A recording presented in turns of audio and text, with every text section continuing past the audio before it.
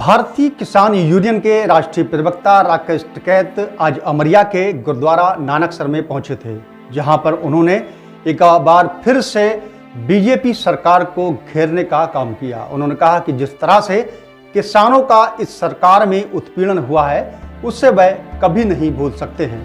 वहीं राकेश टिकैत ने आज चेतावनी देते हुए मीडिया को बताया कि 26 नवंबर से देश के हर जनपद व तहसील स्तर पर फिर से आंदोलन चालू होने वाला है।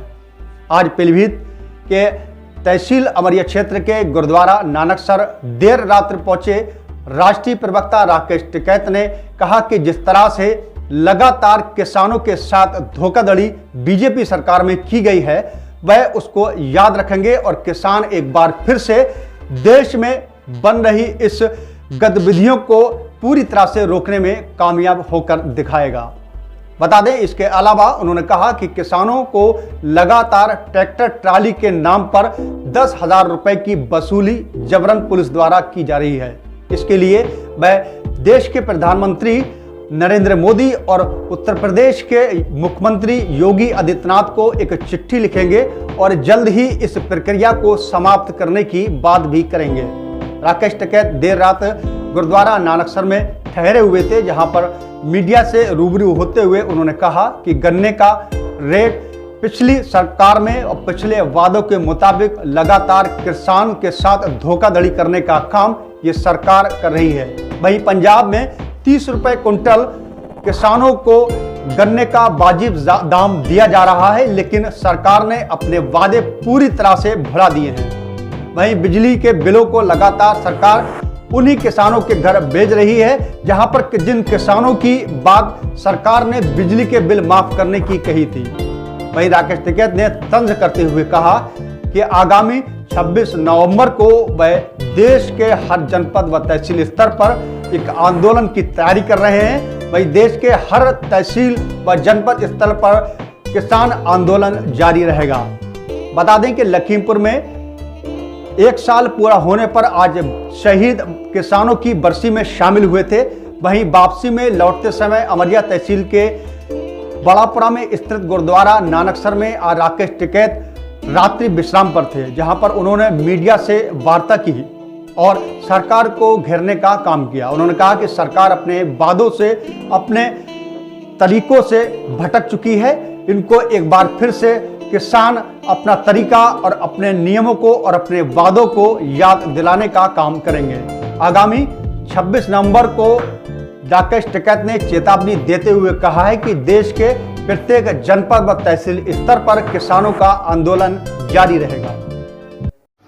और सर, जानना चाहते हैं कि पंजाब में किसानों के गन्ने को 30 रुपये बढ़ा के दिया जा रहा है, लेकिन यूपी में ऐसा कुछ नहीं है, क्या कहेंगे?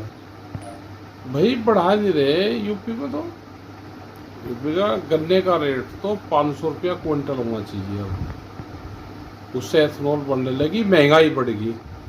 भाई किसान भी तो मार्केट के हिसाब से चलना चाहिए ना। 400 रुपये की 450 की डिमांड पहले करते रहे, अभी तो बढ़ ही रहे। ये 360 रुपया है, 62 रुपया।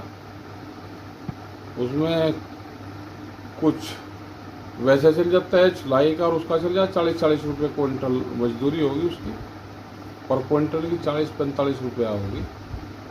तो किसानों को बच कुछ नहीं रहा। महंगाई तो रेट बढ़ना चाहिए इसका। एथनॉल अब बढ़ने लगा है।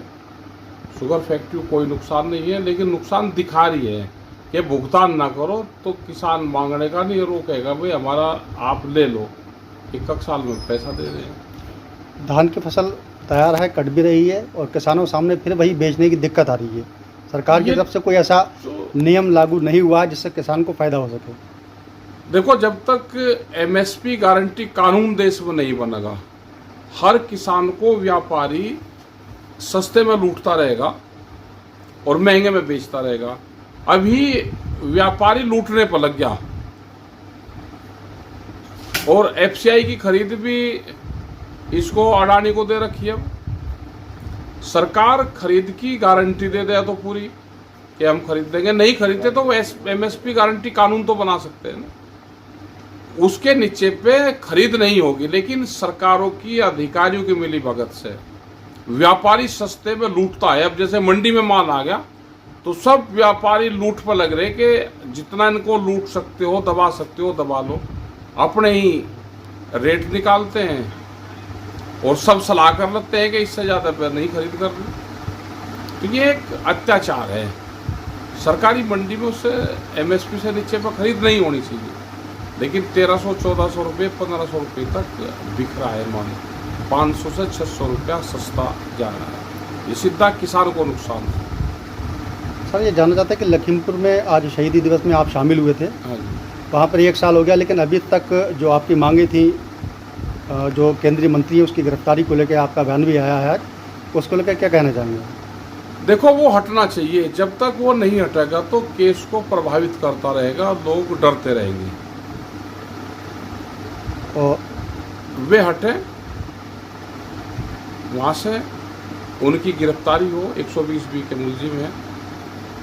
जो घायल लोग थे हमारे किसान, उनको मुआवजा मिले और सरकारी नौकरी, ये चीज़ें तय हुई थी, लेकिन ये सरकार ने नहीं की। इसलिए पूरे देश भर में उनका विरोध हुआ है। आज जिसने तय की उनका पुतला फूंका गया है कि देश को पता रहे, उन शहीदों को पता रहे, उन शहीद परिवारों को पता रहे कि आपके पक्ष में पूरे देश में आंदोलन चल रहे हैं।